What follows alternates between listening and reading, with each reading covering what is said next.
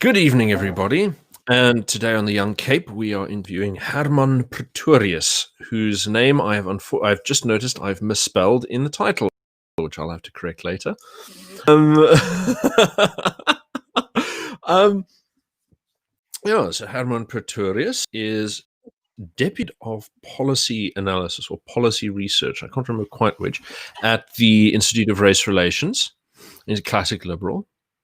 And he is a very firm Christian, and he is a very measured public commentator on the ongoing disaster that is the National Democratic Revolution.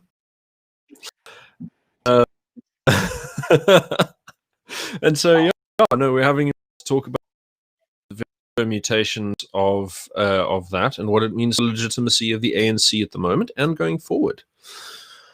Is there anything you'd like to add to your resume there that you think would inform viewers? No, I wish I could. I think I could perhaps say that I've got a pair of red fellies, and that's the closest I come to a personality.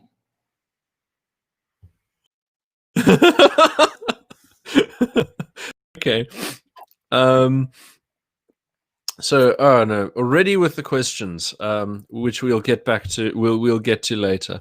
But first, I thought I'd start out with something that's a bit more of a current affairs issue, but touches on the institutions of the country quite well. So, we've seen the disturbances at Brackenfell High School, where the EFF descended on a small, lower middle income Afrikaans high school in the northern suburbs of Cape Town, because they held a private event for matric farewell, which was only attended by white Afrikaans students.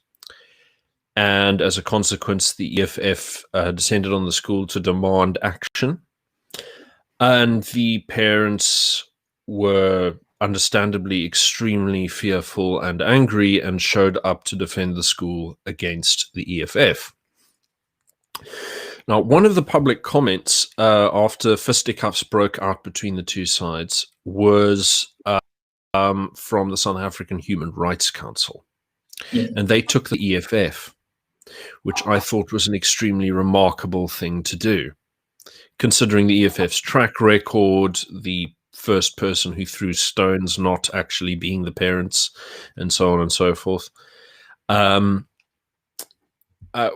do you make of this, and why do you think the South African Human Rights Council, a supposedly independent body representing a non-racialist constitution, has taken sides with a violent race nationalist party that promotes genocide? Well, at least we're getting the easy questions in early. No, I think that it really is just in a weird way. I critical race theory. I really think it's critical race theory, where a black person can't be oppressed, nor can they be racist. And the Human Rights Commission went as far as to say things like this, to explicitly deny equality before the law when it comes to things like hate speech and racial animus and all those kind of things.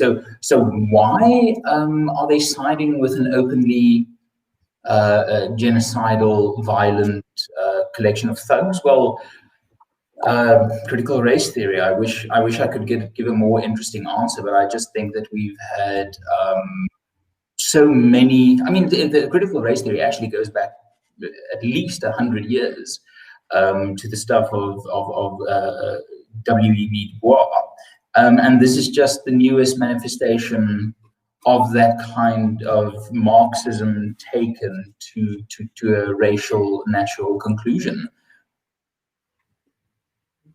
It's very interesting you mentioned W.E.B. Du Bois. I know your colleague, Mr. Oppenheimer, wrote an interesting piece on that, and reading that, he highlighted the influence that Du Bois had from Germans who promoted the notion of racial consciousness through a direct line between the intellectual genealogy of black nationalism and German National Socialism as sort of ideological cousins.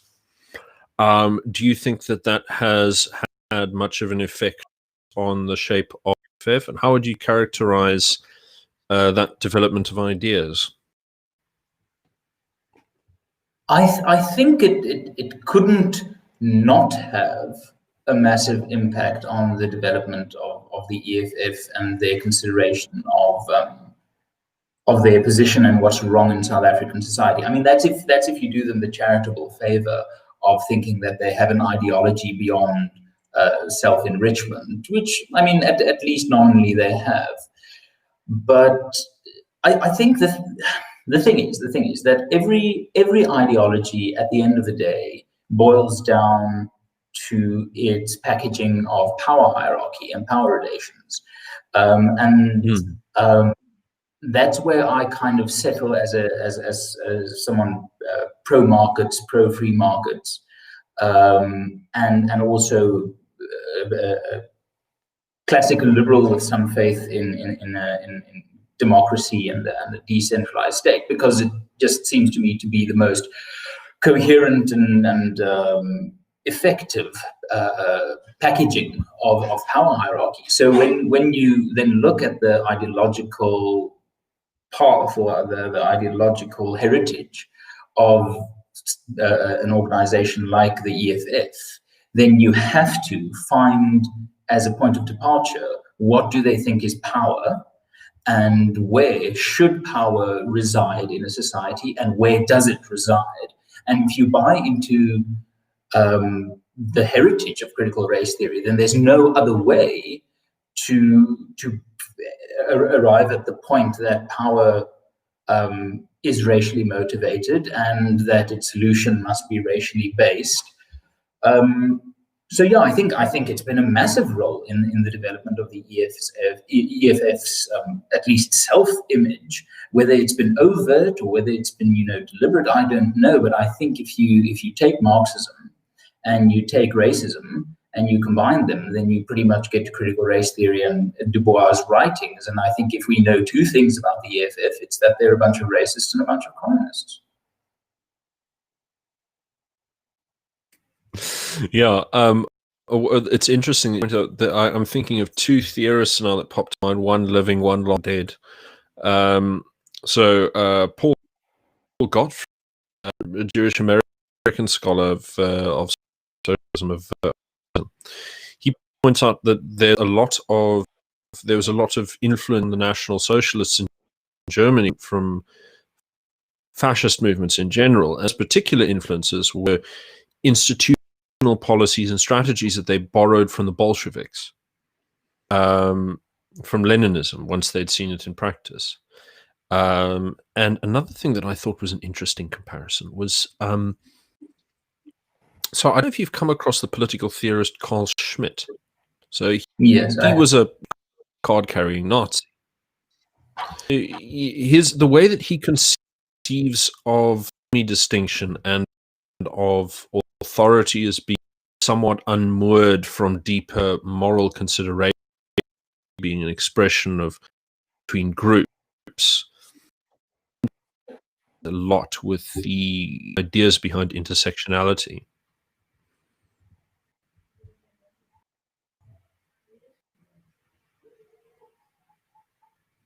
Hi, Rob. Sorry, are you there? Yes, I should have voiced that on voiced that as a question. I was saying, I assume you've noticed similarities. Yes, no, undoubtedly. I mean, undoubtedly, and in a weird way, these digressions, I think, ideologically, philosophically,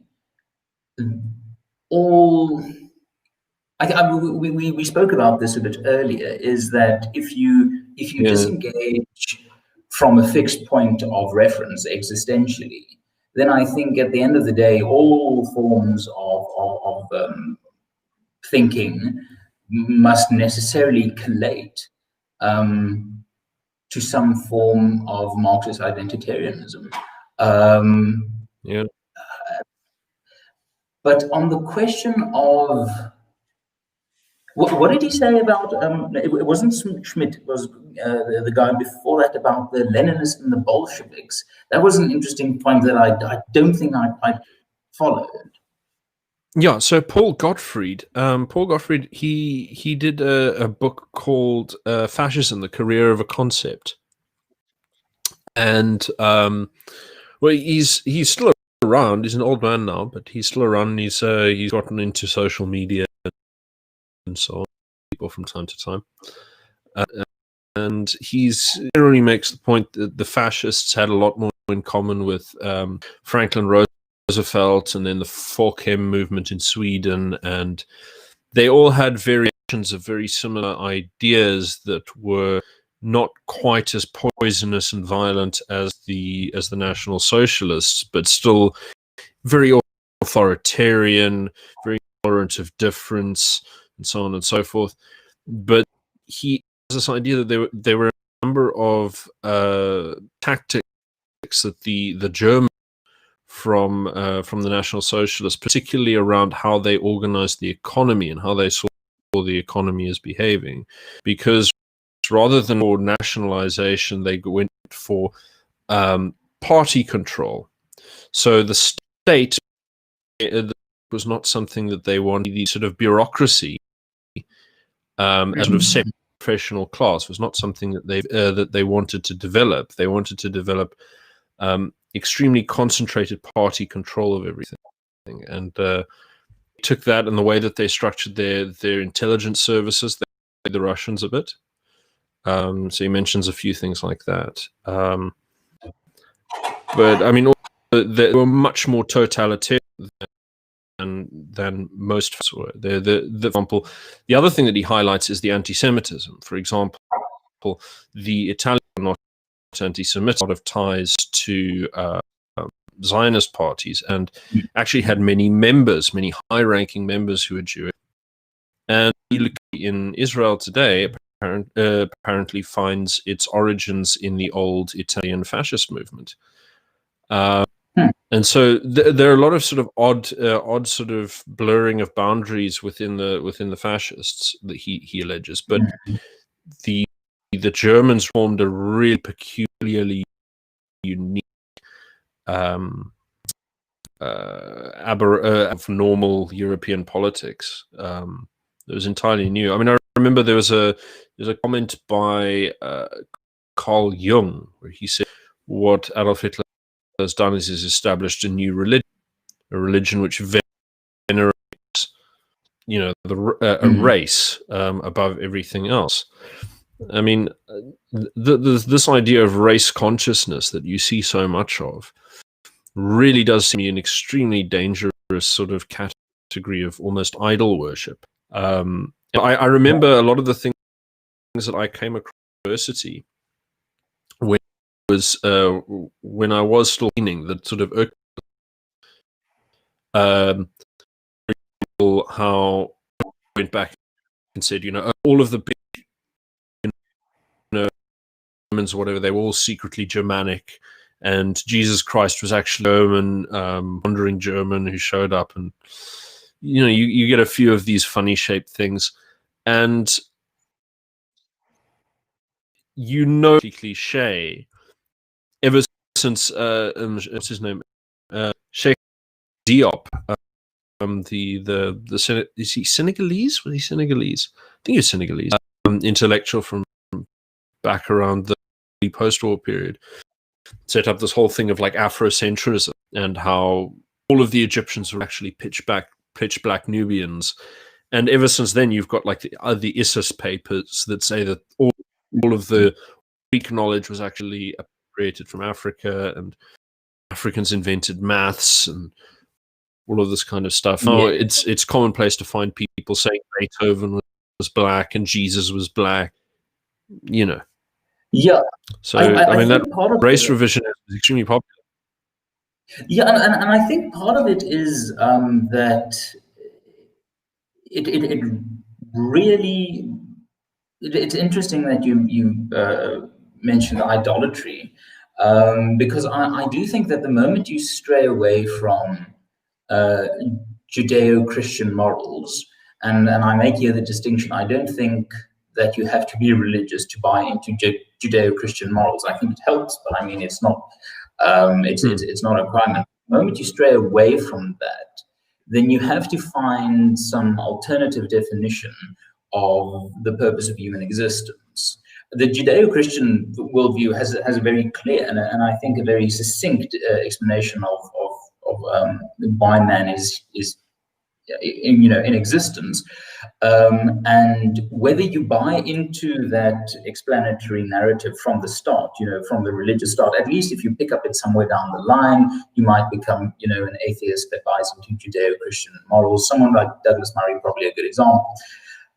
So I firmly believe that the moment you tamper with why are we here in the first place, then I think it's just a matter of time before you really reach poisonous identitarianism, because you have to have an explanation as to what humanity is, and is man just a complex animal? Is it an animal that just happens to behave in a certain way? So it really is a fundamental question as to, when you get rid of the Judeo-Christian ethic and you get rid of that objective definition of what it means to be human, then you really run into all manner of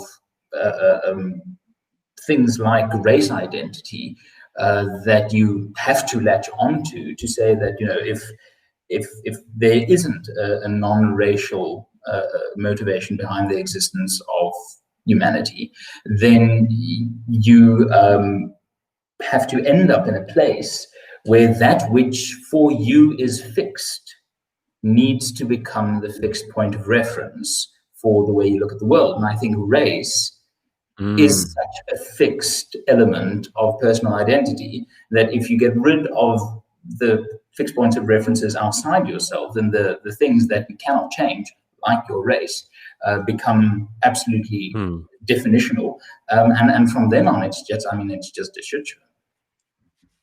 Yeah, I mean, it's sort of what I used to call this when I was a pretentious undergrad. Is I used to refer to that idea as prime criterion, or prime legitimation criterion, or prime in-group criterion.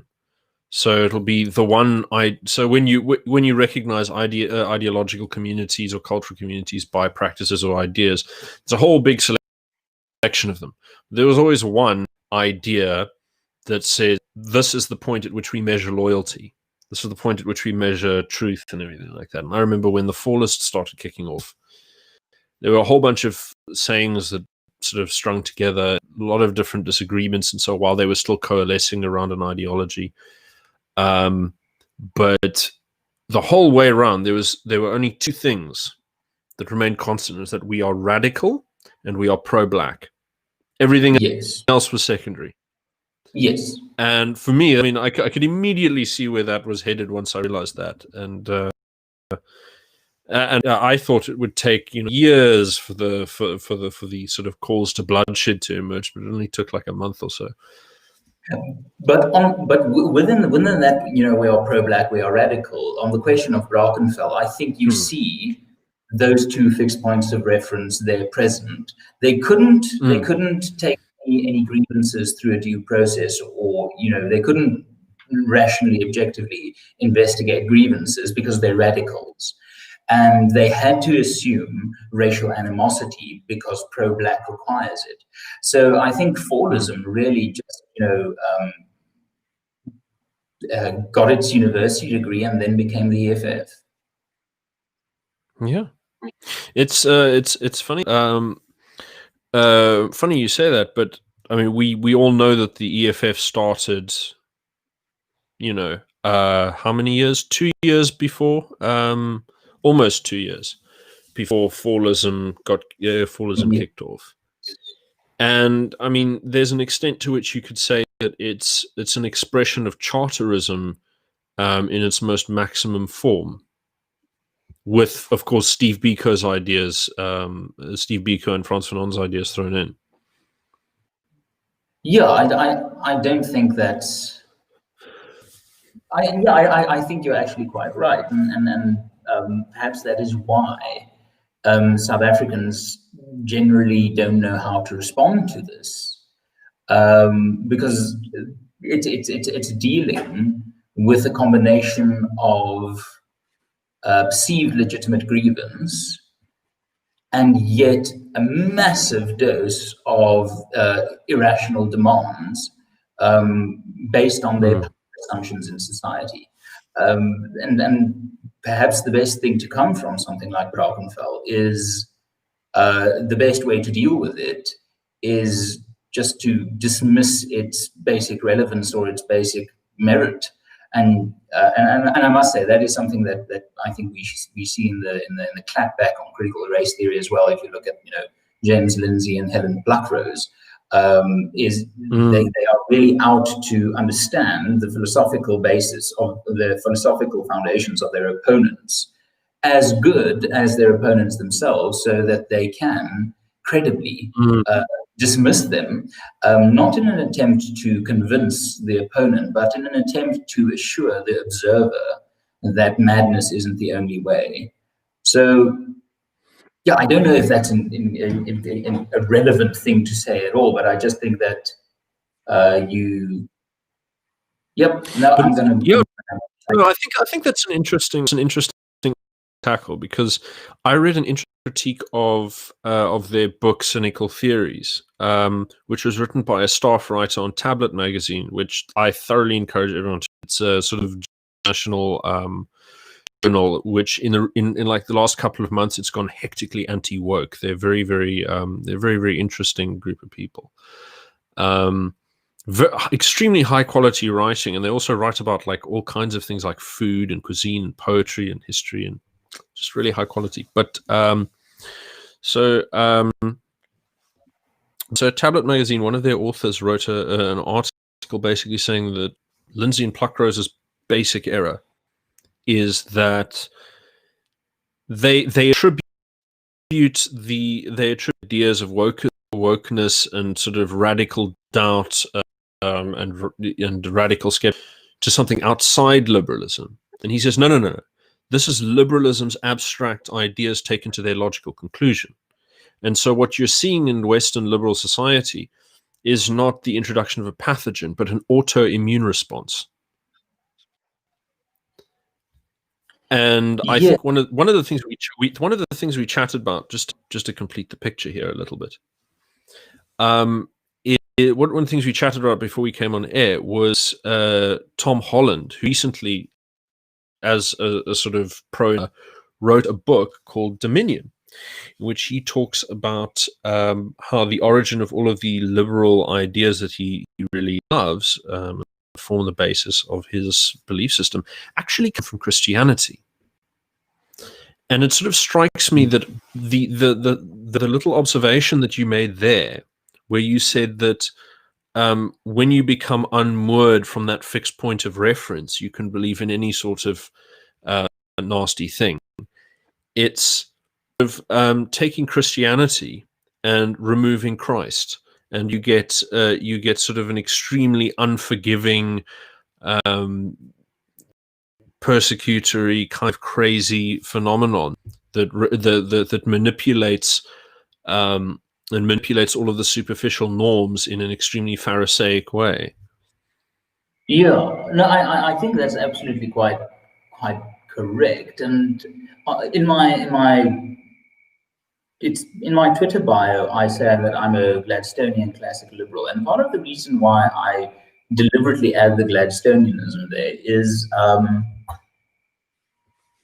Gladstonian classic liberalism to me is liberalism anchored in the fixed point of in the fixed point of reference of Christianity, because Gladstone at least had that constant Christianity as a constant in his life. And I think partly why liberalism, I think, ironically functions best in conservative societies is because it is then focused on the freedom to conserve rather than the freedom to disrupt. And Yes. I think I'm in my personal life, generally speaking, I am a conservative. But because I want the freedom to be conservative, I am a liberal. And I think that's actually, ironically, someone like Jacob Rees-Mogg or Margaret Thatcher or someone like myself with a strong dose of conservatism that they want the freedom to protect. I think that's when liberalism actually comes to its greatest fulfillment, because then it actually is about the freedom to conserve rather than the freedom to, I don't know, challenge base assumptions and base norms. Because if freedom is about the freedom not to conserve, then you have to question everything. And questioning everything, rightly so, I think some things have better answers than others. But if it's, sorry, I'm being terribly inelegant. If you want liberty to conserve, then you fall back on a fixed point of reference, but the liberty is there to protect your avenue to that fixed point of reference. If you are liberal not to conserve, then where does that liberalism stop? It doesn't, it can't. And I think that is why it's not as simple to say that critical race theory, this madness, is the autoimmune disease of liberalism. I think it is the autoimmune disease of a liberalism that is aimed at disruption rather than conservation. I don't know if liberation rather than liberty. I think that could be a decent way of looking at it. Yeah, I like the sound of that. While we're talking about, there's actually, I don't know how many people comes to this. Probably not many. Even when I was at university, no one had read this thing. But there's an essay by Karl Marx, one of his big formative ones in his early years, called "On Hegel of Right." So Hegel has this idea that there's a dialectic of history, and at its end point is this sort of liberal society with a strong rule of law and so on and so forth. He says that once all qualifying distinctions of political suffrage are removed, then you've reached the end of history. And so Karl Marx says, no, absolutely not, because then you're still not part of the state. You're alienated from it.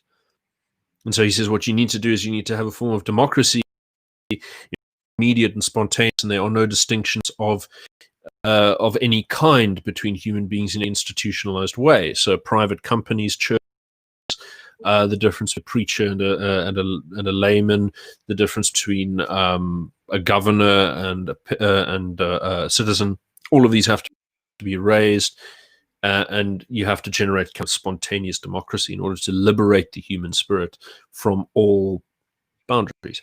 And I thought, you know, what you're pointing out, where it's not really the same thing, you know, you can really point to that sort of deviation. Of course, Marx is not the first person to do it. He just about it very eloquently.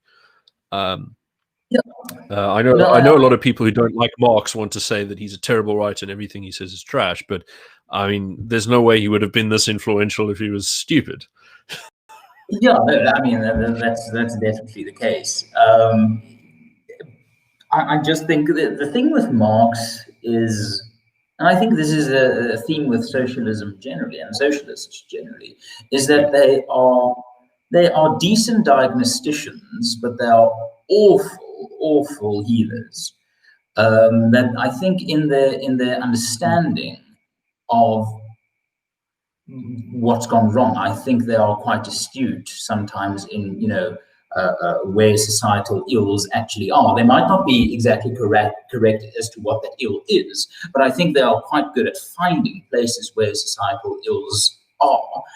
But then beyond that point, I do think that they run into incredible trouble, and Marx being fundamentally incorrect in almost every prediction he made about human nature just, I think, shows that.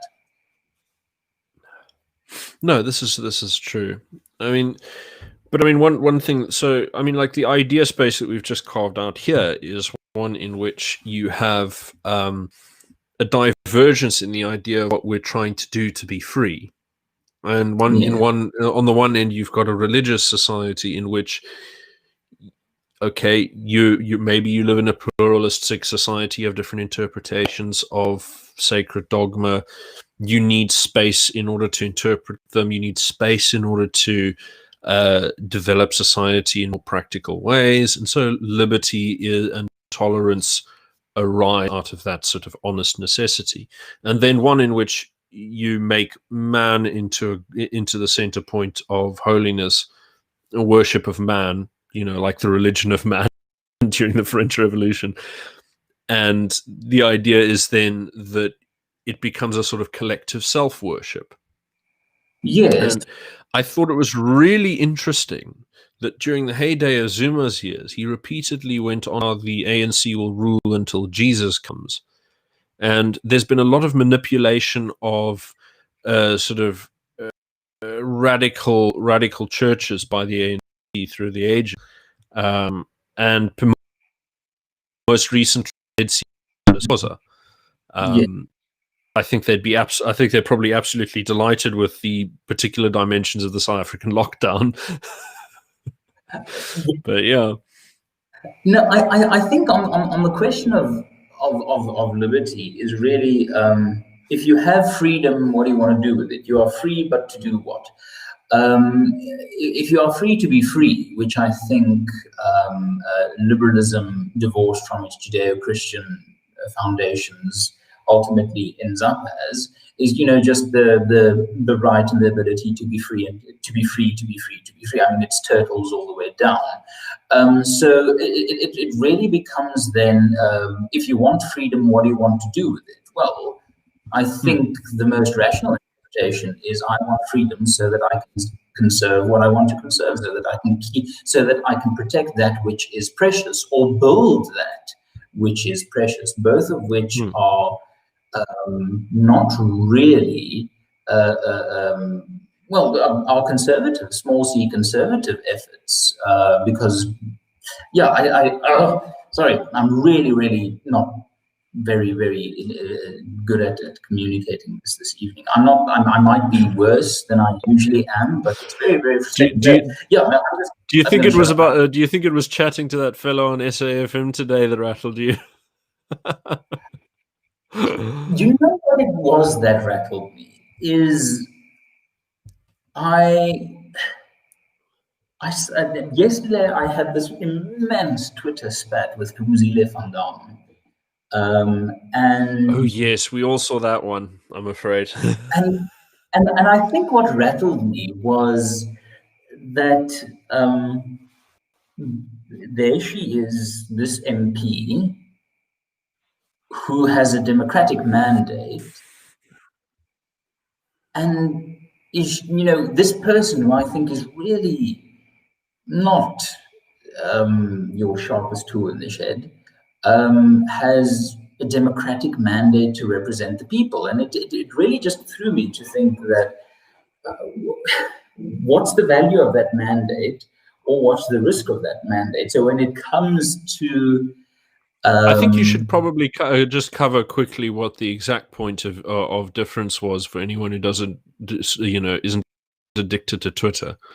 Yes, no, and that's a very good thing. Oh no, it was a basic. What happened is that she had an exchange with Cassandra Fairbanks, I think, in which they disagreed about the outcome of the U.S. election, and then Kumzila asked, "Do you believe that because you're a neo-Nazi?" And I just thought, yes, very powerful. Of course, is obviously, if you hold a specific position that Kumzila Fanon happens to disagree with, you must be a neo-Nazi. That's just how logic works. And then I retweeted that, and she criticized me, and then she said, "Oh, and by the way, you're not liberal." And then I just said, "Well, I'm not going to take lectures on liberalism from someone whose grasp of liberalism is about as shallow as a Kruger puddle." And then from there, it just essentially escalated to what was a shit show. And what really upset me about this, and I kept on asking myself, why the hell am I continuing with this? Why am I continuing with this engagement? I mean, why can't I just have the self-discipline to not respond to stupid things? And I think what really upset me was the fact that this is someone with some measure of governmental power.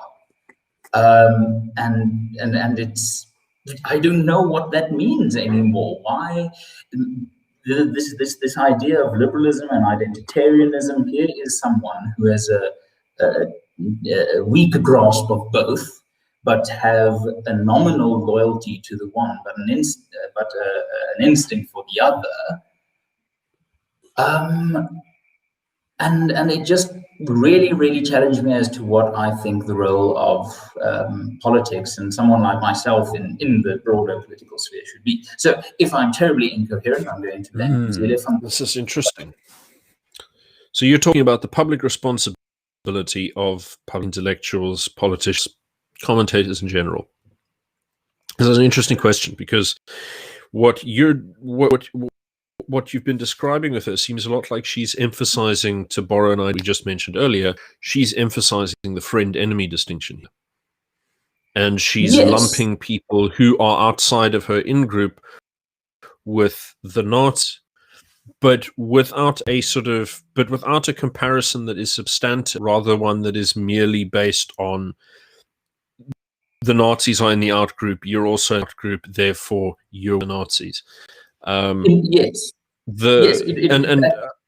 Yeah. And in a tweet, I yesterday said specifically, it's to me bizarre. She called me an ACDP voting person. That was the label, because in 2019 I voted for the ACDP. Wow! What's wrong with that?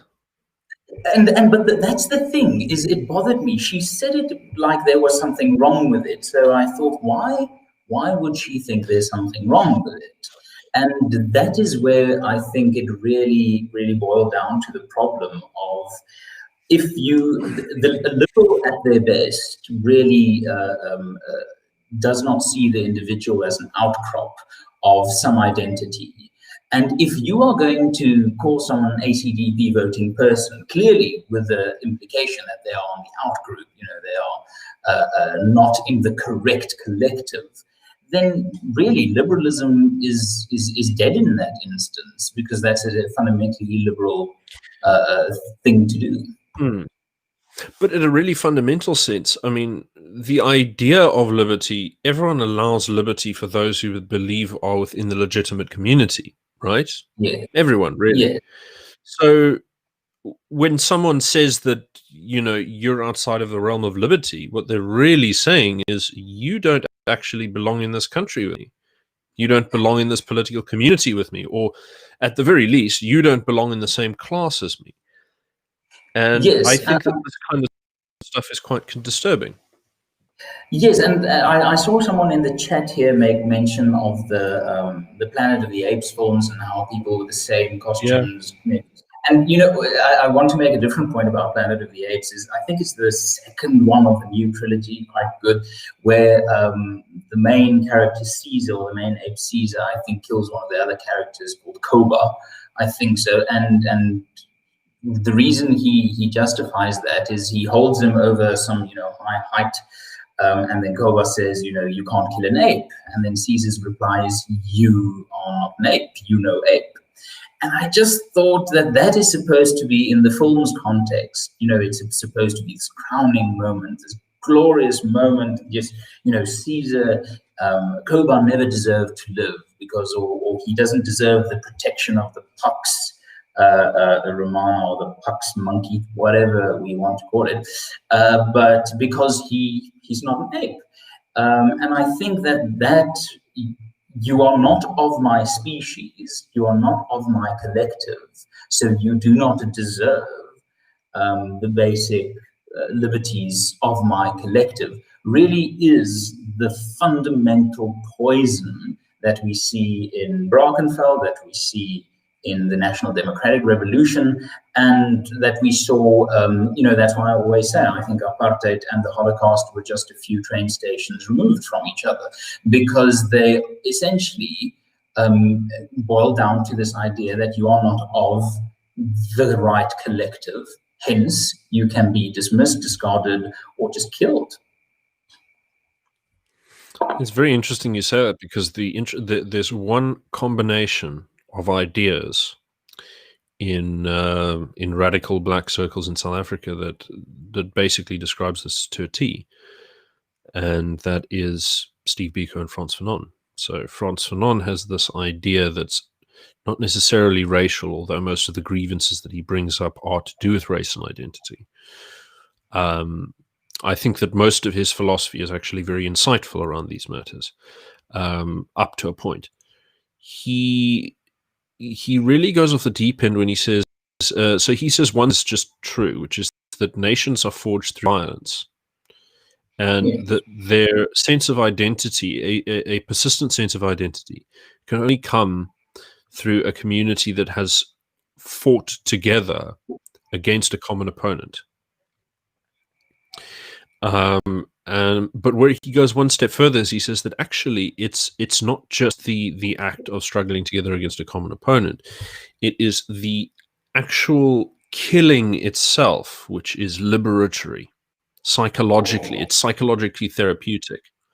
And you know, I found it really interesting that one person who has ever criticized him for this anywhere in the literature, and it's this obscure Indian Marxist called B.K. Jha, who pointed out that he was a psychiatrist, and during his psychiatry, he actually treated people who'd murdered white people for political reasons and couldn't get over the trauma. And despite all this, he still made that recommendation.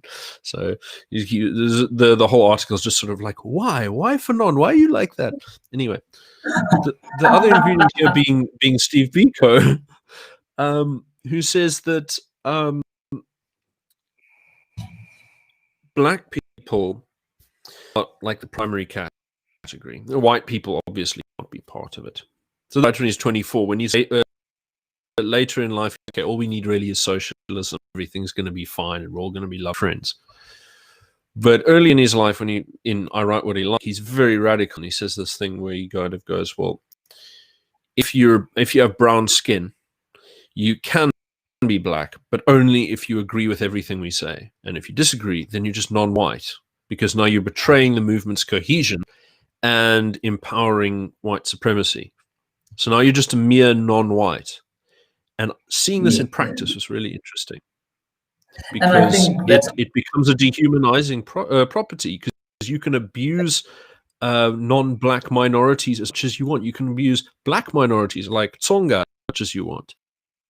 Yes. And if they push back, hey, you guys in this movement have not been treating me well. No, you're just non-white. You're really sort of being divisive. That iteration. You're being divisive.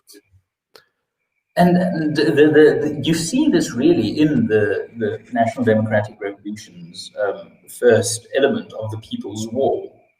You really see that you are either fighting the People's War, or you are expendable. So this idea that you might not be a white South African, but if you're not fighting the National Democratic Revolution, then you're not a black South African, then you're just non-white. It is ironic. You're an Askari.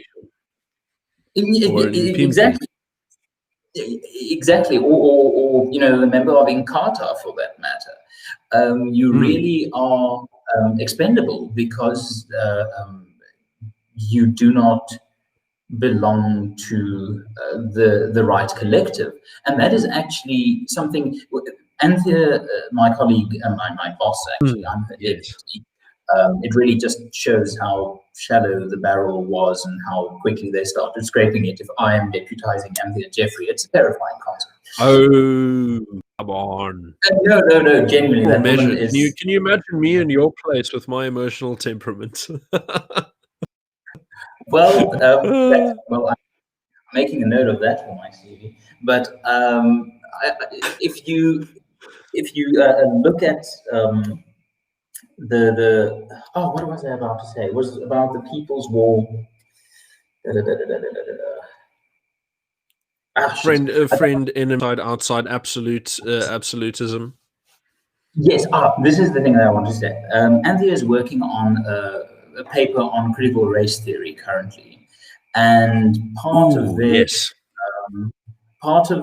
why she's working on it is because it really is part of the National Democratic Revolution. I mean, it's W.E.B. Du Bois. It is the National Democratic Revolution, critical race theory. Because when you strip away the temporal makeup, you really are left with what you are now just here describing, and what I, with the help of a War of the Planet of the Apes or whatever, described as the ape problem, is I can kill you because ape. You are not serving my ideological, my societal interests. So you are not an ape. You are a member of Inkatha. You are a non-white.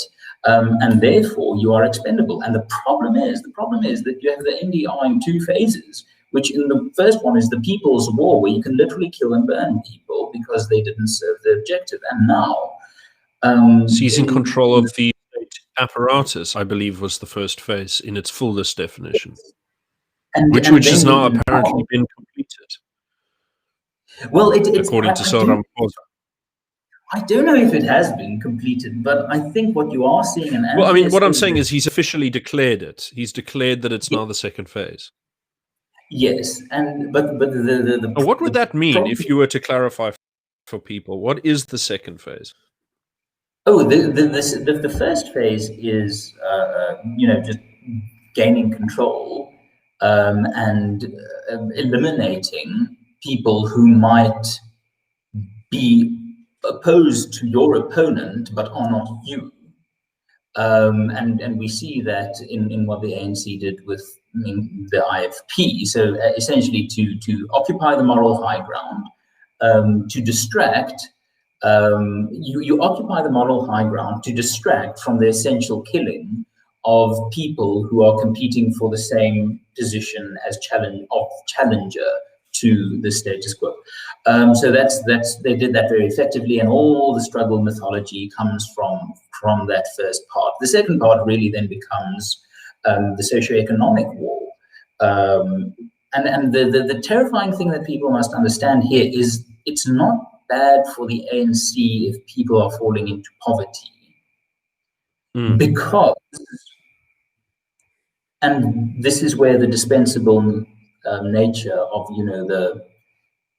the cruelty of it comes in, is if you are unemployed, then you need to be dependent on the state. So the more unemployed people, the more people are dependent on the state. So there's an active ideological incentive in the National Revolution to create... Hence that quote from Cabral, where he was saying, we have to create class suicide so that people commit to the revolution.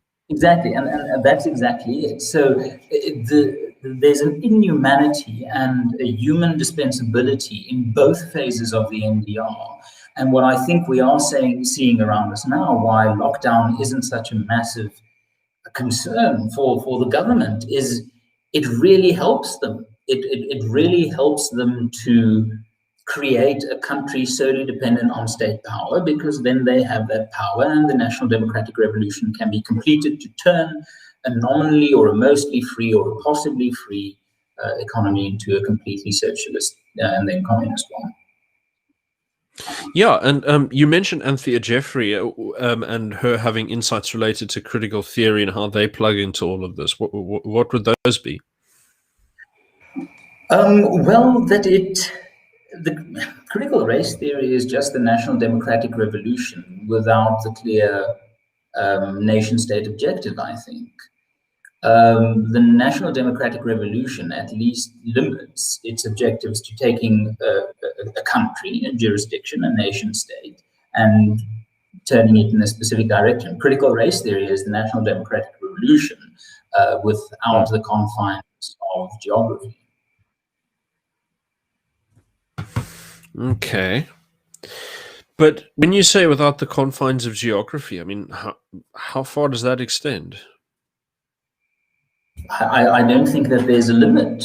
I really don't think there's a limit to how far they wanted to extend, because a core part of critical race theory is that the structures that are existent are by nature oppressive.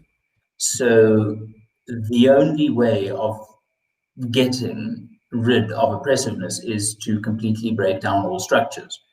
And I don't see how that ends anyway. It really is just... I don't see how that ends. I don't see how that... There's no termination. Yeah, I mean, so there's a zero point of this that a lot of people point to when they want to get really bleak, and I'm one to get really bleak very often. So you can look at the Khmer Rouge, who really took everyone back to brutalized subsistence farming in massive collectives. And anyone who so much as ate an insect off the ground to supplement their diet were executed, breaking solidarity. Yes, I mean, it was a sacrifice they were willing to make. It was the price worth paying. It was the great leap forward. So Actually, there's an interesting dimension to this too that I think is often neglected. You do know that Saloth Sar, Pol Pot, that's his real name's actually a lot scarier than his nickname, isn't it? Saloth Sar sounds like some cartoon villain from a 90s TV show. But he basically he had a sort of an inferiority complex about the tone of his skin, and used to refer to himself as a black mountain monkey. And he went after Chinese, Vietnamese, and the first people who got rounded up and shot were the tiny Muslim minority called the Cham. And so it was first like an ethnic supremacist thing, along with this Parisian agrarian communism that he brought back from the Sorbonne. And once he'd gotten rid of all the minorities, he went to the class enemies, and then he finally went people who have Vietnamese minds. yes, So your yes. coconuts, so to speak. Yes, your clever blacks, and that is why it is so concerning when it has become acceptable to say someone like Kanye West is not black. It really should concern people, because it is a defining. How can I say this? It is using identity definitions to incrementally remove someone from the right to be considered a human individual. And the EFF do that blatantly. So the fact that that has now become acceptable to define someone's humanity away because they are not in the right collective. Critical race theory, National Democratic Revolution, EFF, I mean, same WhatsApp group, really. Yeah. I mean, look, the aftermath of these things is always totalitarian in nature. I mean, you've seen how the Americans forced all German people to go through a very radical re-education program in the aftermath of the Second World War, and in Rwanda, the RPF who took over have gone on a very brutal sort of regimen with everyone. There are no Hutus, there are no Tutsis, there are Rwandans. No one mentions it or they go to jail. And so a lot of this iron fist stuff, because unless you're going to eliminate one group or the other, you're going to have to force to get along. And that's, I think it's a very frightening prospect of what we do after they're finished doing what they want to do. Although, I suppose a better question to ask would be, what do you do to prevent it from happening? Part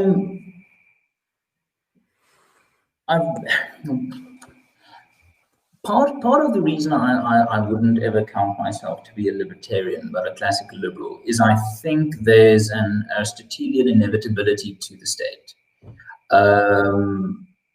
Whether it's the state, or whether it is a church, or whether it is a commercial entity, there will be a concentration of power, and an entity will start behaving stately.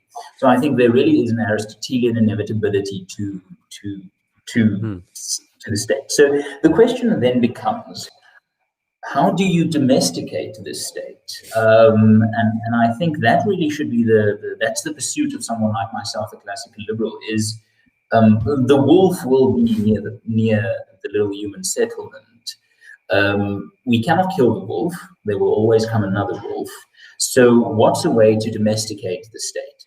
And I think that is where the Rwandan government and I mean the post-war German government with its really anti-liberal crackdown on freedom of speech. I mean, the idea that a symbol can't be displayed or a historical event cannot be denied is absurd. You should be able to say the Holocaust didn't happen. I think you're stupid if you're saying it, but you should have the right to say that. And I think what happens in those instances is people with good intentions try to hunt with the wolf rather than domesticate it to become a dog, because there's no way of getting around the fact that there will be a concentration of power and it'll behave like a state. So on the question of what do we do now going forward, it's about a few fixed assumptions. Firstly, I don't think we will ever get away from the state. I think the state will always be there. And secondly, you have to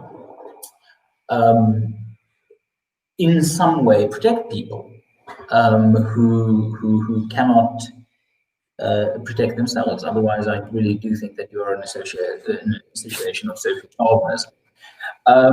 So if you want to get rid of this poison, whether it's critical race theory, whether it's the National Democratic Revolution, or whether it's the philosophical foundation of the EFF,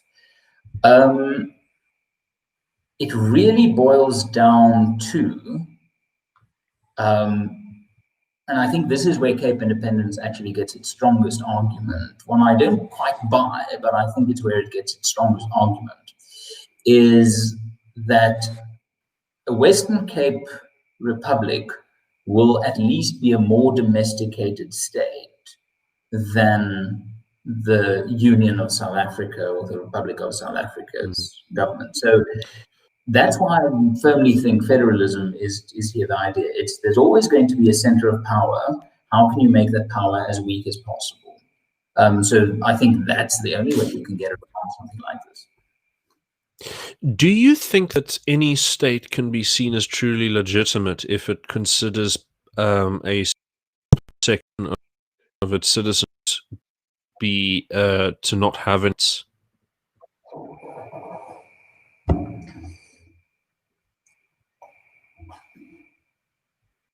I mean, it really it depends on, I guess, what you mean by legitimacy. Legitimacy, as opposed to subjective legitimacy, which is, do people like it? So can a state that denies the humanity of a part of its population have moral legitimacy? Well, we have to, in a weird way, as South Africans, we have to say yes, because otherwise there wasn't a government to hand over power at the end of apartheid in the first place. So you have to kind of assume. Yeah, but no one considered the apartheid government legitimate, who wasn't defending it, if that makes any sense to you. There was a clean dichotomy between people who thought it was legitimate and people who thought it wasn't. No, I'm going to actually disagree with you. The ANC had to accept the legitimacy. The ANC had to accept the legitimacy of the National Party government to be able to participate in the constitutional negotiations that was mandated by state power by the NP government. I don't think it would be more accurate to say that they had to recognize that they existed in a practical sense. Yes, but also I think in a philosophical moral sense. Look, the reason I'm disagreeing with you is for the very simple reason that right up until they got the settlement, even during those sort of abortive attempts at negotiation throughout the early 90s, they kept stating extremely openly that the government was illegitimate and that they were an occupying force that had to be dealt with in strategic sense, not as moral equal. Yes, and yet they participated in an election called by that government with the assumption that that election was legitimate. How can an illegitimate government call a legitimate election? Okay. Yeah. I mean, look, I think you can kind of see where I'm sort of dragging you in a very sort of nasty way. I think the question is that if the National Democratic Revolution is heading where it looks like it's heading, because it seems clear that the EFF is the tail wagging the dog. Yeah. If that is where it's going, and we cannot expect the ANC to make any kind of deal with any minority party or anything in South Africa that opposes them, which I think would be a fair estimation of the next 4 years of our political environment. Just the next 4 years. I think because also there's a lot of international legitimacy. There is hegemony of critical race amongst all of the international institutions. Yes. So if so if we're reaching a point where once there's a coalition between the EFF and the ANC to maintain power in the name of the National Democratic Revolution in 2024, as I think most reasonableists expect, we're looking at a situation where there's a coalition government with an openly genocide movement that does not accept compromise on anything that it desires, and just to get it at the time, even in opposition, as a party with less than 10% of the vote. All of those sort of dimensions considered, that balance of powers considered, would it not be morally justifiable, if not perhaps morally mandatory, to declare a permanent opposition to this movement by any means necessary?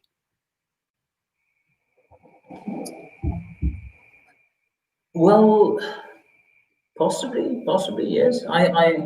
This is where, ironically, someone who has only shot a gun once in his life is very much, and doesn't own a gun, is very much pro the right to bear arms. Because if we're going to be honest, I think I'm correct. Oh my goodness, Beetle, Quidditch skills. Oh, yeah, the if I think Christmas beetles. Yes, no, I mean they are annoying, but the ANC cadres of flying insects. In the sense that they are useless and they fly into white things the whole time. But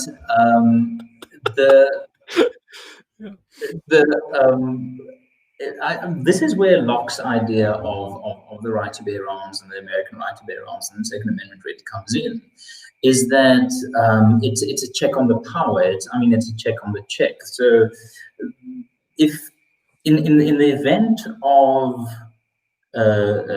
an EFF ANC coalition government with an ideology that they've shown themselves to be proponents of, I do think you start straying into the direction of arguing for. No, I chucked it out of the window. I just see someone ask whether I hurt the creature. Then I do think you start straying in the direction of where civil disobedience for the possession of firearms is morally absolutely defensible and possibly, in the most theoretical sense, necessary. Do you not think that constitutes waiting for Kristallnacht to call to cry Nazi? Yes, that is why we must fight the legislation and policies that emasculate people to not be able to own guns now. Yeah, so no, I hear what you're saying. I'm not saying wait until then to be able to check a government power. But I think when that happens, it does change the equation from the potential to the real. Yeah, I mean, with all of this sort of stuff going on, it's very, very difficult to because Adolf Hitler and his movement have been raised to almost supernatural level. They've become sort of the demonic archetype in everybody's minds. It's sort of, to say that there's anything that resembles it is sort of to call about some kind of supernatural evil, which I think most people will sort of be reluctant to say, because they think that you're basically saying the literal devil walks the earth and casts magic spells. So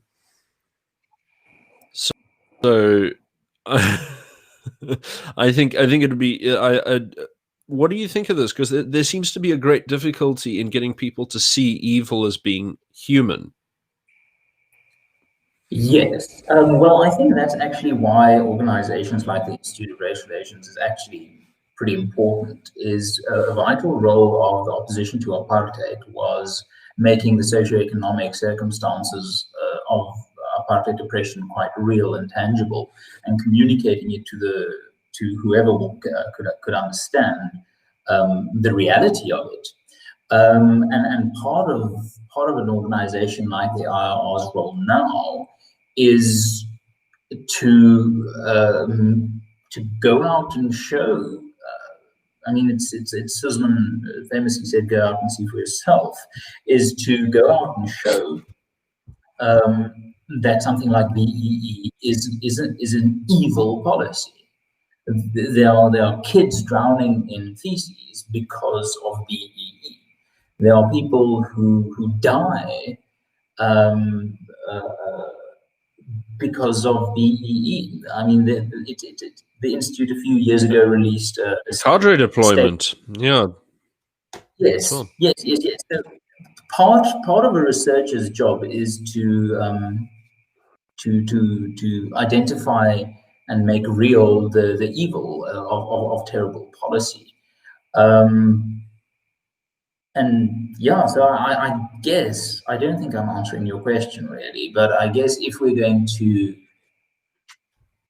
face the fact that yeah, no, I mean, kind of are, because what you're saying is that how you recognize how evil is done is by looking at the ordinary decisions that people make that lead to them.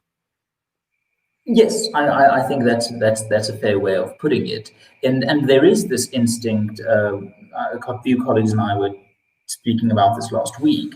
Is the two most dangerous kind of phrases in politics is surely not, surely not, and the other one is, oh no, it can't happen here. So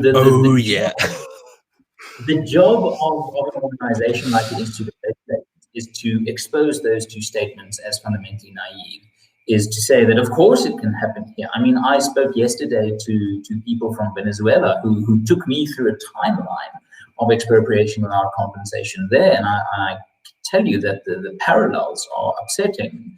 So part of what you do to address this evil is to get people to stop thinking that, you know, surely not, and it can never happen here. That's kind of the role that I think must be filled by people like myself.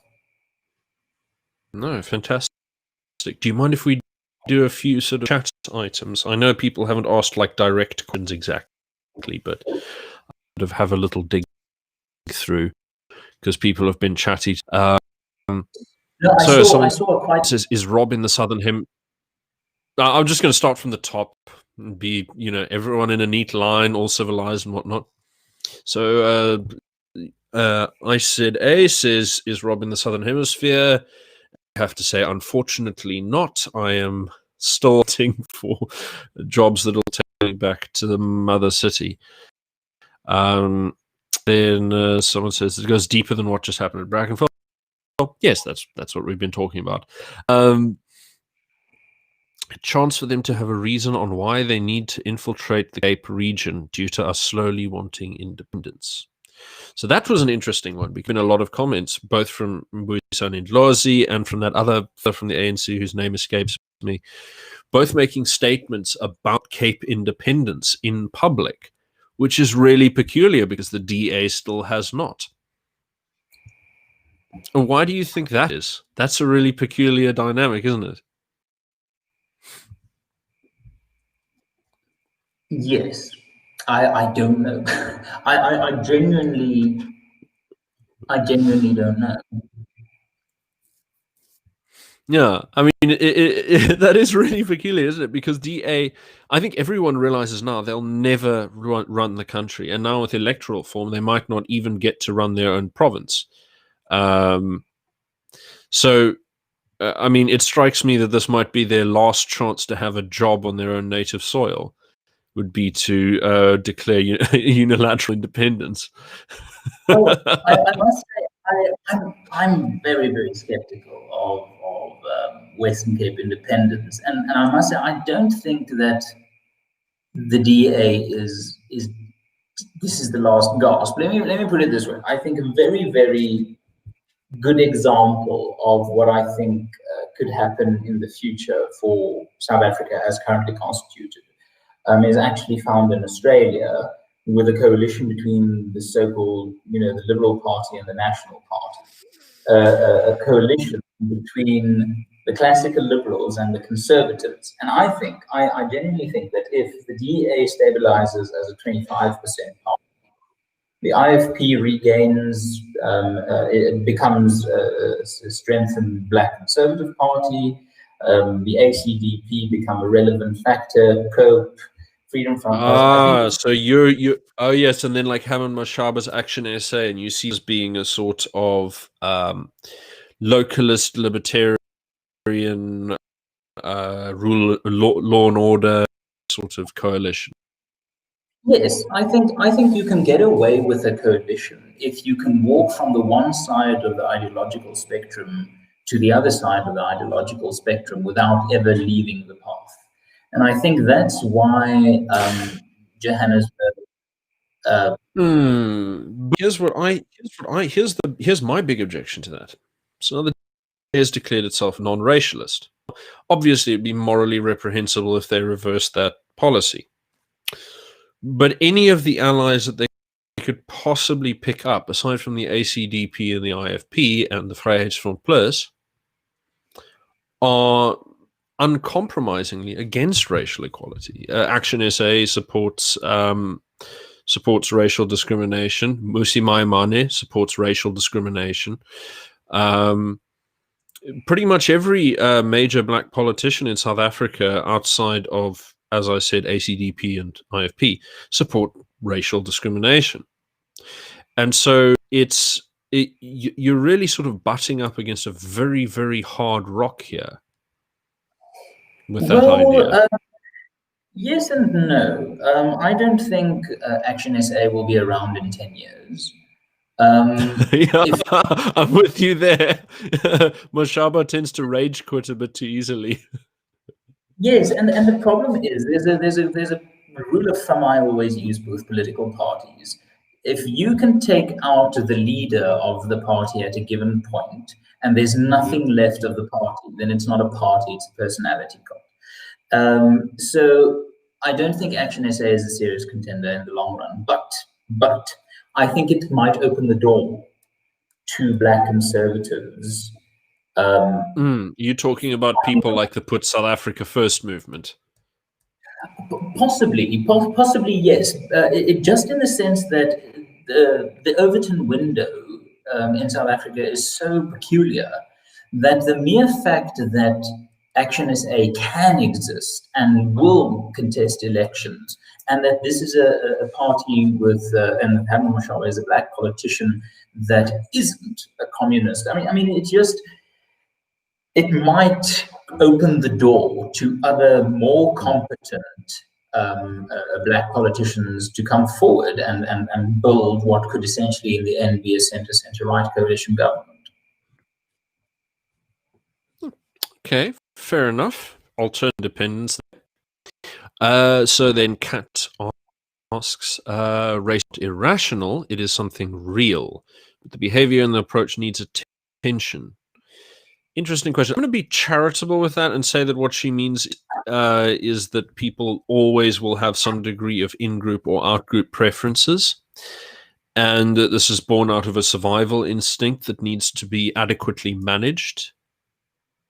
So, I mean, I can't remember who said this. There was a fellow who said that racism is like sewage. It will always exist in society, but you need to find a way to channel it out of your home. That's an interesting analogy. I have an interesting take on racism. Of course it exists. I mean, of course it exists. But I don't think... my take on racism is this, that the offended individual will always jump to the most clear point of distinction between that and the person offending them. If I drive down a road and, you know, someone cuts me off and I don't know who it is, and I drive past them a few, a block or two later, and I see it's a woman, I think there's a very real chance that my brain would go, oh, women drivers. If I see it's a black driver, my brain might go, oh, black drivers. If it's it's the easy identifiable points of difference between the individual and the offending person. It's always the first thing, the first difference that you know between them. Like if you'll notice having a certain kind of car, your first thing is going, oh, man, BMW drivers, or you go like. Exactly. Or even like when someone's like really, really close to your own appearance, you'll still find something chauvinistic to differ with them in their physiognomy. Yes. So what was that thing of even managed to find narcissism in small differences? Yes, but exactly that. At least I'm not that. So when I speak about racism, I think that there is no way to get around the human instinct of counter-defining with yourself as the good and the other person as the not. I don't think that you there's don't a way think to so? get around.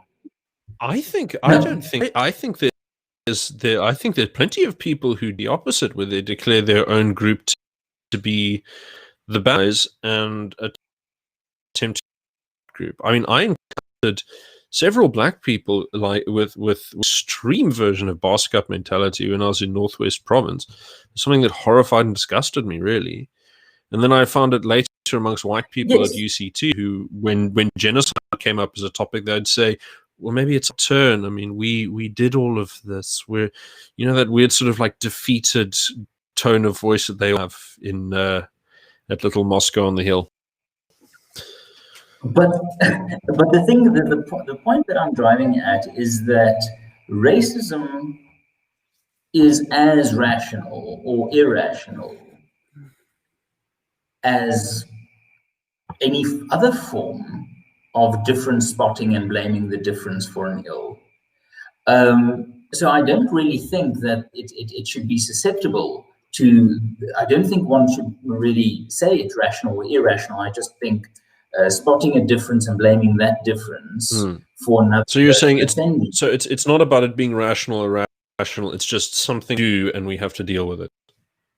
Yes, if we were all to become blind tomorrow, then we will find some other reason to hate one group or hate people who are not like us. I mean, there will always be a reason to, and I hate the term, I hate it, but there will always be a reason to other people. Racism, if racism disappears, there'll be another reason. So I think it's not really a question of is it rational or irrational. I just think it's innately human to be selfish and to think that you're in the right, someone else is in the wrong, and then to jump to the final point of difference as the reason for them being in the wrong. Yeah, I mean, sure, but you can see this in traditional Black South African societies as well. I mean, the tendency to refer to out groups, even neighboring tribes or whatever, as with like noun classes that refer to animals and inanimate objects. You use le instead of ba. Yeah. So it's totally universal. But I mean, I thought another topic to move on to, because there's a nice couple of questions on this. Someone saying, I can agree with some stagnation in conserving, but I despise rapid progress. Because the previous comment was to that thing is that Kat's objection to conservatives is that there's no innovation. But now both of us know Roger Scruton, who's the grand of conservatism for the current generation. Do you think you could fill them in on why conservatism is not quite do nothing, or not quite the complete stagnation thing?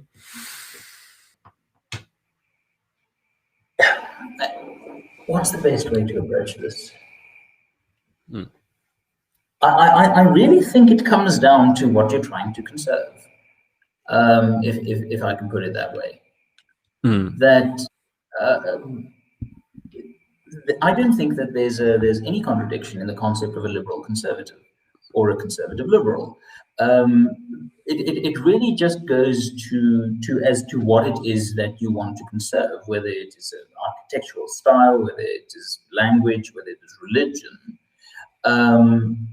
I, for one, am, I would say what can I say? I would say I'm a linguistic conservative. I like Afrikaans, I like my language, I think it was a nicer language 60 years ago than it is today.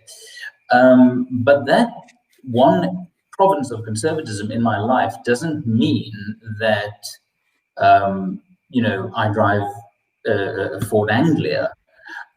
So when it comes to what actually conservatism is and what you mean by a lack of progress or stagnation, I wouldn't be as generalist to say that there's a critical mass for when someone becomes an overall conservative or not, because even the most progressive person want to conserve progressivism as a concept. So to bring this very bad rambling answer to something of a close, is conservatism doesn't mean stagnation.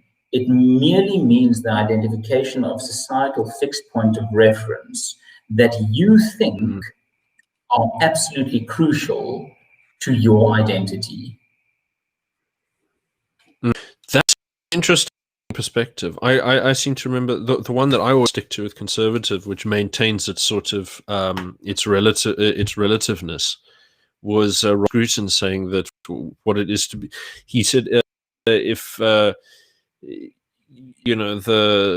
radical will demand change, and it's very sort of active and aggressive, and it gets a lot of energy out. And he says, well, the conservative can't really rally troops, because what they'd write on their placards would be hesitate.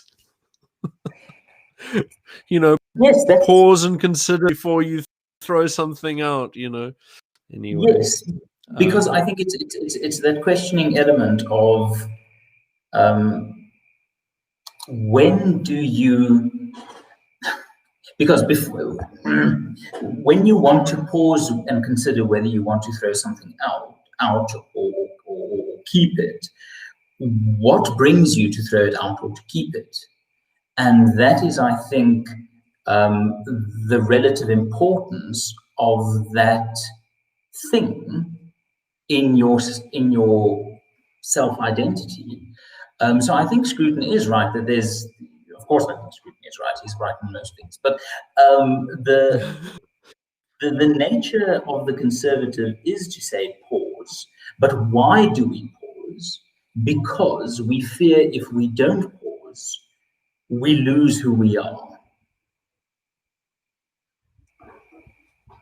Yeah, or Burke, you fear every other in sort of like a general mass hysteria, like in I think it's a little bit of a deterrent for radicalism. Oh, shame. Because I think young people, we all like to experiment. We all like to try things new. You talk to half the people, young people online, they're like, yeah, but like, what could we do in a world without money? And I'm like, okay, you know. I genuinely think if there's one thing that people on the liberal side of the spectrum, I think I think there's an underappreciated element of our polemical discussions and our politics is the issue of symbolism, because ultimately everything becomes a symbol for something. So you need to have an approach to symbols that you do not rob people who need them as points of reference. Because then it becomes like the Tower of Babel. No one has a common symbolic language to reach for, to talk to each other. Yes, because I mean the very concept of language is purely symbolic. Language is actually quite a challenging and abstraction of symbolism, because if I say the word apple, it's not an actual apple, it's a symbol for an apple. So everything in the end boils down to of symbolism. And I think what liberals often forget, and this is what conservatives I think get right, is that pause is because something is a symbol of something else. It bears meaning, it bears value. If it didn't, it wouldn't be there in the first place. So the question the conservative must ask them, the question the liberal must be able to answer as well, is what is this thing that I want to change a symbol of? And the conservative has that appreciation instinctively, where the liberal might not. I think on the point of Burke divided the state into the functional and the symbolic, and I think liberals all too often fall in love with the functional, and conservatives all too often fall in love with the symbolism. Okay. No. I think probably the best we've had so far is from Duke of South Orion Constellation, who mentions that he's colored, and he mentions sort of the difficulty of being tugged between black and white loyalties. But he puts a question, and he mentions Nelson Mandela, and he didn't really fix everything, but he gave us space to fix things. So he says he never gave us permanent unity and freedom. He just gave us a chance to fix. And that's a very interesting comment, because we have this sort of double vision of the ANC. There's one vision where they promise you a non-racial country where everyone has parity, sort of the Hegelian image of the end of history. And then behind that lies the Marxist vision of history, where you eliminate all differences, whether by othering or by homogenizing. I think it's interesting, because I think if I was to tie this all together and to bring the entire conversation together, what I would point out is that Sol Plaatje, one of the founders of the ANC, got his very ideas of non-racialist society from visiting the Cape and witnessing the non-racial franchise in the Western colony there. Yes. Something that one must appreciate about the ANC and about the Mandela Mbeki era and the ANC is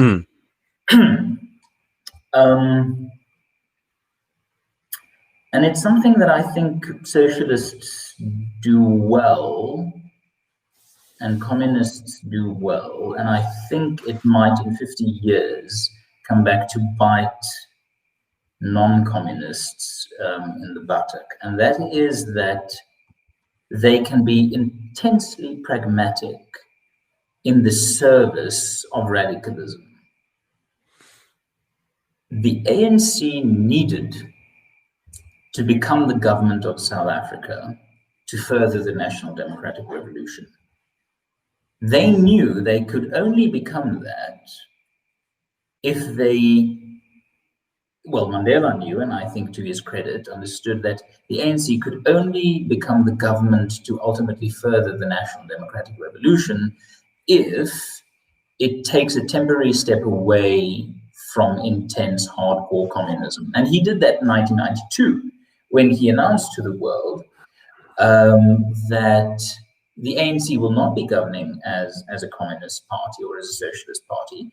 It will be governing as a pragmatic, centrist party. And from 1994 up until about 2007, they had what we could today consider to be a rather center-right fiscal and economic policy. So they suspended the revolution in service of the revolution. And if we think about Mandela, he suspended the poisonous collectivism of the National Democratic Revolution. Now, then the question is, will the cynic go because he knew it was a temporary suspension? Or did he genuinely believe that it would usher in a non-racial South Africa? I don't have the answer to that. I suppose an easy way of segregating this would be to say, I don't know if you agree with this. This has been the way I look at them, is that Mandela pulled out a lot of socialist policy, RDP grants, all kinds of stuff, and racked up debt while he was president. And Mbeki said, "We're not doing the Zimbabwe thing alone from the IMF. We're going to achieve autarky." Well, okay, that's not the right word to use. We're going to achieve autonomy. Totally got wrong word there. We're going to achieve economic autonomy, and so cut the police stations, cut all of the size until we don't have to take out loans. And I can understand that dimension quite well. So I don't see them as part of one era, but as two different fellows with very, very different visions of how to keep the ANC doing the right thing.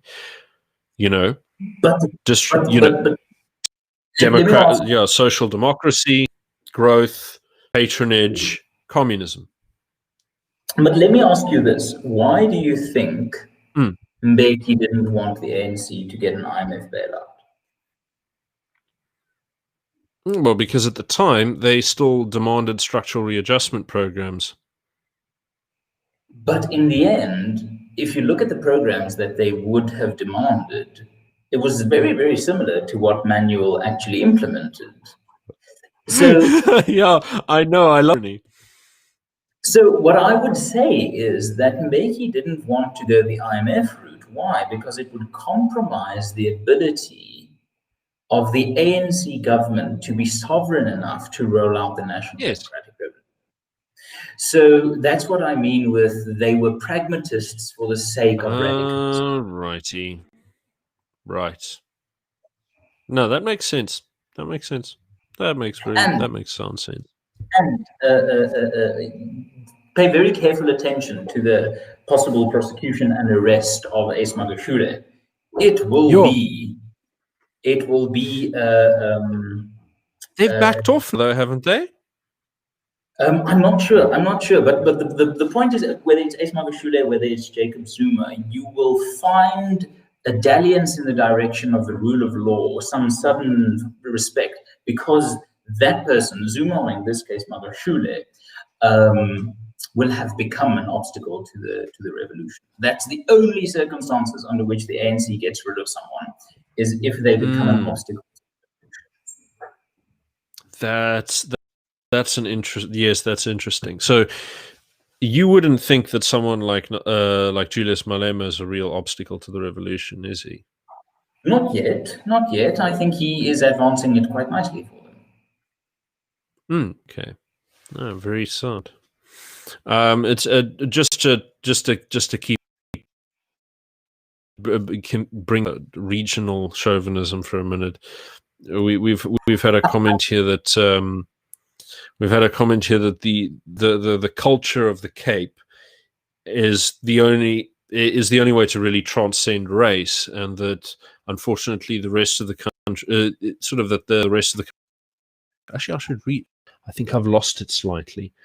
But it was someone pointing out how most of the country, the Cape, really does have a sense of non-racialism, and that there's sort of quite a firm continuity. And I think the Duke of South Orion, Constant,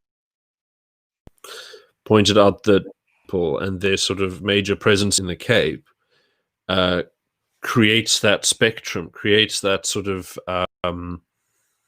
creates a glue that allows everyone to feel part of a more complex, gradient, rather than being. Yes, I must say, it's an interesting point to make that, the Western Cape has a definitive identity in its non-racialism. That is, if you grant the assumption that non-racialism is sufficient for a national identity. One of the reasons that I don't like Cape independence is I feel it's an inherently statist solution. Well, I mean, the non-state solution would be the Afroforums one, where they set up these little anchor towns and try to wait out, to use exaggerated language. I don't think that that's non-statist. I think that's just another form of statism. It's kind of statism. It's commercial capitalist statism, but it is still statism. But it sounds like to me that you, rather than riding the wolf, you're trying to show your belly and hope that he doesn't eat you. No. The question ultimately is, how can you make the state as weak as possible? It'll always be there. It's an inevitability. It's how can you make it as weak as possible? And I don't think the Western Cape independence is going to deliver a weak state. I genuinely think it's going to deliver an incredibly strong state in the Republic of the Western Cape. So it'll be smaller in the sense that it'll govern a smaller area, but I think it'll be an incredibly powerful state, and I don't like that. No. Oh, well, everyone knows that I actually enjoy that because it will be good for crushing the drug problem, but that's that's a difference of opinion. We had a really good one, a comment over here from Mansell Upham, a previous guest on this program, who I'm intending write an email to invite on for next week to come and give us another chat on something. But anyway, he says, racism has become so ideologically confounded with social justice that it now needs to be sufficiently disambiguated from I think he's racism from social justice before one can even begin to debate racism as a concept. That's what do you make of that? It has just read it again. It has become so. Basically, he said, in order for us to have a normal debate about racism, we have to find a way of divorcing it from social justice. I mean, he might be right, but I don't see how you do that. Well, fine, I'm going to answer the question. I would say is that, like, I can kind of see what he means.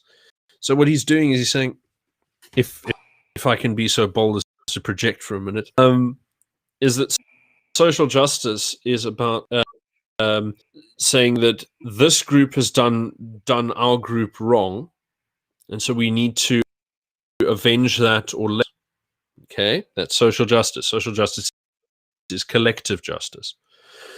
If you want to talk about racism as a phenomenon in society, the way you want to be talking about it is sort of beliefs or actions that people hold that you can sort of correct, maybe individually, maybe institutionally, but with a dialogue of collective victimhood, collective sort of oppressorhood. You have to get to a position in society where you can talk about it phenomenon together as a group who are not sort of fighting over a friend-enemy distinction. I think I'll I'll have to chew on that, because there's something bothering me that I can't quite place my finger on. I think it might be, but I'll have to think about this properly. I think it might be the problem that I think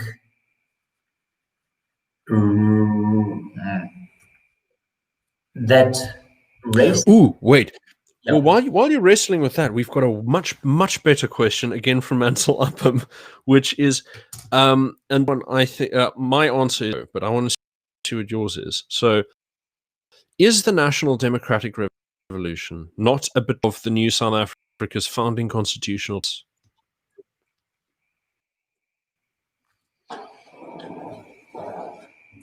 Is the India not a betrayal of the founding constitution?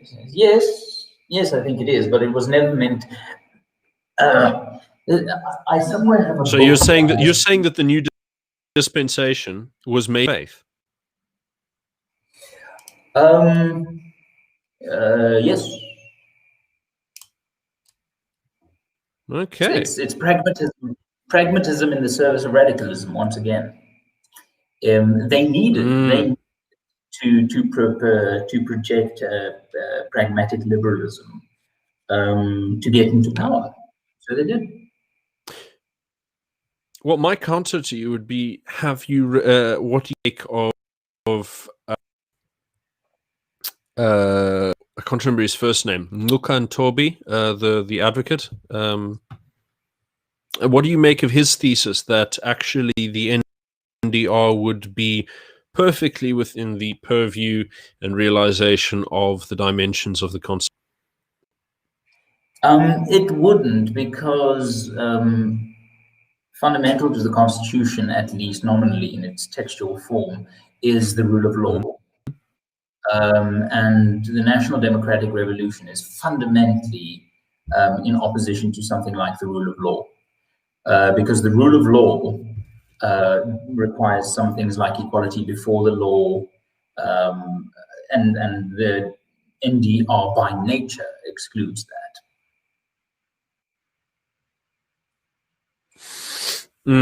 Okay.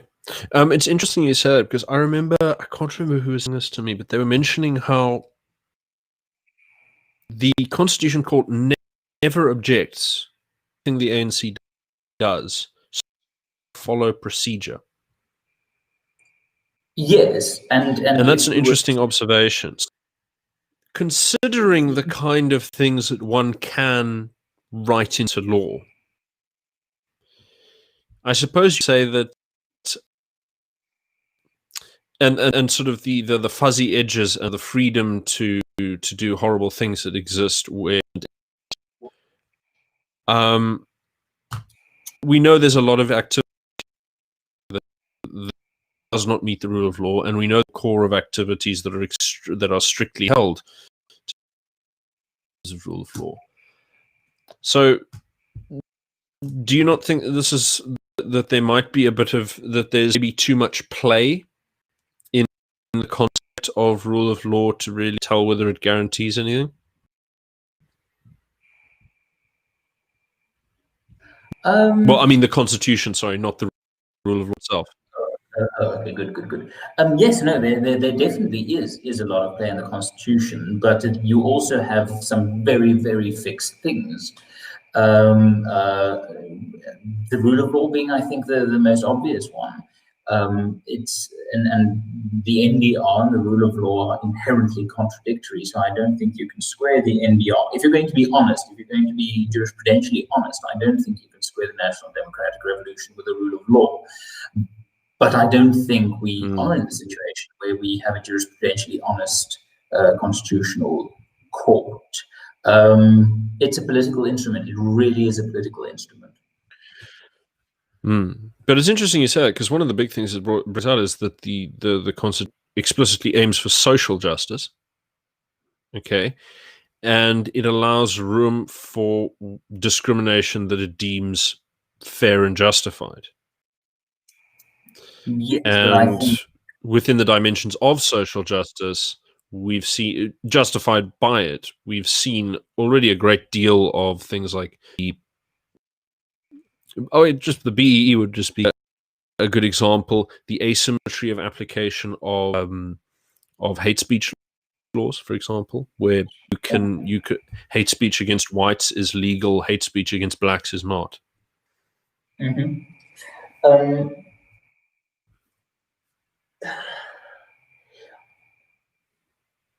What we have to accept is that the Constitution is a multi-ideological document. It isn't pure liberalism or pure anything. It really is a pell-mell document. If it were to be a proper classical liberal constitution, it wouldn't have things like the right to housing or the right to healthcare, because those are functions of the market. They aren't basic fundamental human rights. So what we have to accept is that the Constitution is a compromise document, but in the main, I think it is sufficiently liberal to be the stepping stone to a prosperous South Africa. But it is also sufficiently ambiguous that it can... So you'd repeal a lot of things. Actually not. I think it's good enough to get by, you know. I think it's good enough to get by. If I could write a constitution, it would be a different one. It would have similar elements, but I don't think it helps the cause of liberty. So if you could write amendments, if you could write 3 amendments to the current constitution, just to make things a little bit easier.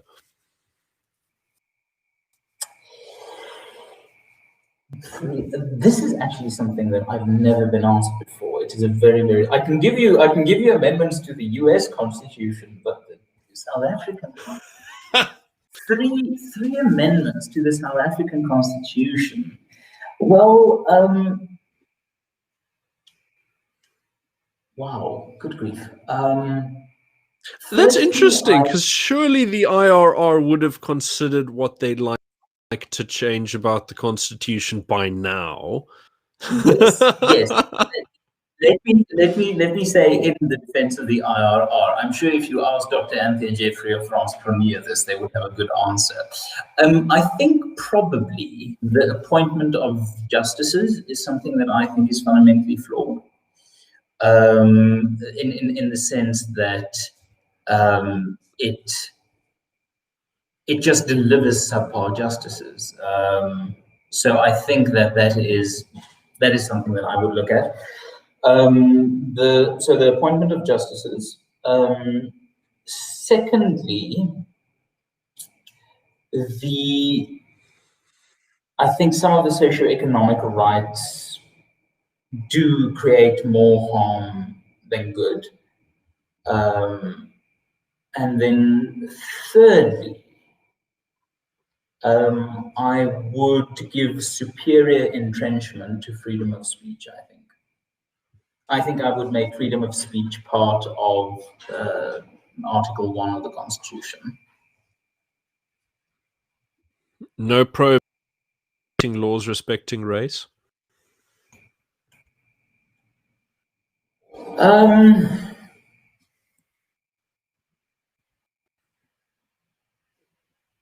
don't know. What do you mean? What do you mean?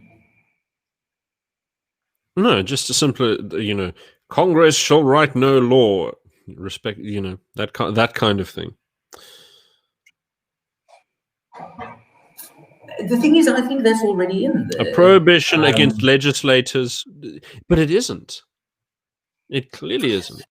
The existing racial discrimination has been passed, Concord Review many years ago. Yeah, and continues to but pass. Now we run into the difficulty of, not the difficulty. You can treat the Constitution as a document, or you can treat it as a constitution. As a document, I think it is sufficient in its non-racialism. But I think you're probably right that,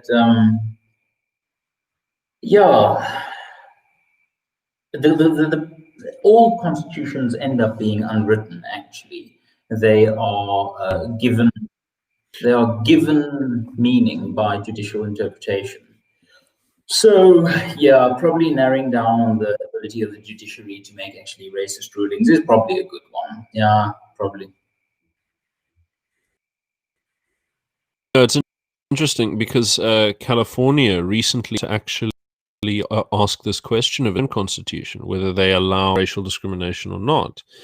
And the Democratic Party wanted to make racial discrimination law, and the public actually rejected the referendum on that law, which I was quite I was pleasantly surprised by the left. But California, surprising place. Yeah, I must say something that one must be careful not to think that discrimination in and of itself is something that ought to be abolished. There really is something to be said. Really? You know, yes. I mean, if I think that some forms of discrimination are absolutely fair. The voting age discriminates against people under the age of 18. No. Ethnicity. I think we've been talking very plainly about ethnicity. If I may sort of just narrow the scope a little bit. All right. Because I just saw the comment here in the chat that talks about just discrimination, and if you talk about racial or ethnic discrimination, of course, any form of that. But even then, I mean, racial discrimination in some forms, I think, is all right. If you don't, if for example, if you are white and you marry another white person, then you are racially and if you are white and you want to marry another white person, then you are racially discriminating, and I think you should have the right to do that. Okay, I suppose the difference we'd make. There we go. Now we're on the same page. Yes. Yeah. The problem is that the South African Constitution has horizontal and vertical application, where in the American Constitution the non-discrimination clause is very clearly about the state. So I think if we were to ban any form of racial discrimination, it should be in the vertical sense, because I do think that people should have a right to discriminate racially in the people they marry and the people they, talk to. Ach, yeah, no. So this has been a very lacquer chat. I think we've run through. Wait, all but one question. And we've run through. We've exhausted my knowledge of things. I don't think I have anything sensible. I think I stopped about 40 minutes ago saying sensible things. Don't worry about it. I mean, if we're playing with ideas, we're entering new territory, aren't we? So one last question before we run away, and that is again from Upham, who has been very good at contribution here with questions. He says, what about terror by constitutionalism? I assume he means by that you have something that's extremely inflexible and persists many years after it's established and still manipulates the lives of people many years into the future. Now, we know that there are a few countries that don't have a written codified constitution, Israel, New Zealand, and the UK. But it's very unusual. Do you think that, for example, the Cape or South Africa or any sort of any national or subnational unit of the country could live without a codified constitution?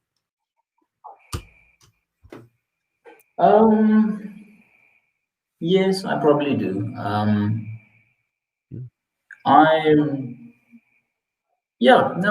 don't think constitutions don't need to be written, in my view. I don't think you get much of a benefit from it. Perhaps the only clear benefit you get from a written constitution is the blatant limit on parliamentary sovereignty, which I think is something to be smirked at.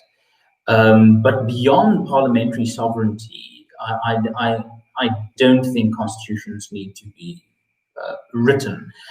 The tyranny of constitutionalism is actually something that I think about a lot, and then there's this very famous idea of Jefferson, was that the constitution expires after 2 decades or something.